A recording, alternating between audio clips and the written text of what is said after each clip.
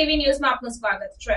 હારીજ તાલુકાના વાગોસણ ગામે પોષણ માહ 2024 અંતર્ગત મમતા દિવસ નિમિત્તે લાભાર્થીઓનું રસીકરણ સહિતની તપાસ કરાઈ। હારીજ તાલુકાના વાગોસણ ગામે પોષણ માહ 2024 અંતર્ગત મમતા દિવસમાં લાભાર્થીઓનું રસીકરણ, એન્ટીનેટલ અને પોસ્ટનેટલ ચેકઅપ કિશોરીઓની એચપી તપાસ કામગીરી કરવામાં આવી, જેમાં મુખ્ય સેવિકા બેન દ્વારા સગર્ભા માતા અને કિશોરીઓને THR ના ઉપયોગ વિશે વિસ્તૃત સમજ આપવામાં આવી હતી, તેમજ માતાઓને પ્રથમ 1000 દિવસના મહત્વ વિશે સમજ આપવામાં આવી હતી।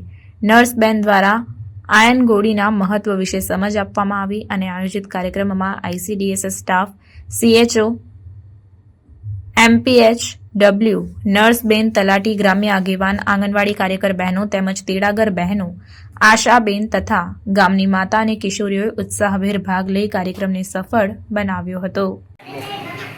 એના પછીની બીજી ગોળી આવે છે, એ લોહીના ટકા વધે એના માટેની જ ગોળી આવે છે, કેલ્શિયમની હારે હોય છે, જે 20 વર્ષથી લઈ અને 49 વર્ષ સુધીની બહેનોને ખાવાની હોય છે। કોઈ સગર્ભા માતા હોય તો એને આપીએ છીએ આપણે।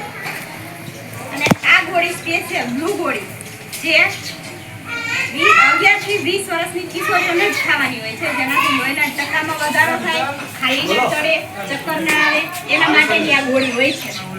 દર મહિને અહીંયા બુધવારે મમતા દિવસ થાય છે, એ દિવસે તમારી પાસે ગોળી ના હોય તો મારી પાસે લઈ જવાનું, અને દર 3 મહિને હું લોહીના ટકા ચેક કરું છું। હમણાં ગયા મહિને કર્યું હતું આપણે, અને સેનેટરી પેડનું વિતરણ કર્યું છે। આ ગોળી છે એ તમારે ખાવી જરૂરી છે।